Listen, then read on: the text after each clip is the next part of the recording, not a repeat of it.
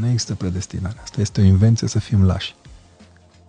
Noi suntem împreună lucrători cu Dumnezeu la tainele Împărăției lui Dumnezeu. Asta a fost cea mai mare descoperire pe care am avut-o.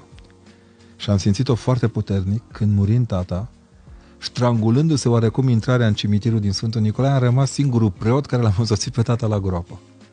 Iar acolo la groapă am deschis molitvelnicul și am rostit rugăciune de iertare. Nu se cade ca fiu să-ți ierți tatăl. N-ai voie să crezi că ți-a greșit vreodată un tată. Dar atunci mi-am dat seama ce îmi spunea tata. Imediat după hirotonie, tata nu mi-a mai spus Costelu și mi-era dor să-mi zică câteodată. A zis părinte, nu? Părinte. Tot timpul spunea părinte. Și fiul meu, care era mic atunci, zicea, hai părințele, hai. Deci era mic Costel atunci. Îi spunea așa. Știi ce? Mi se pare atât de firesc ca omul să vadă în tine ceea ce vei fi.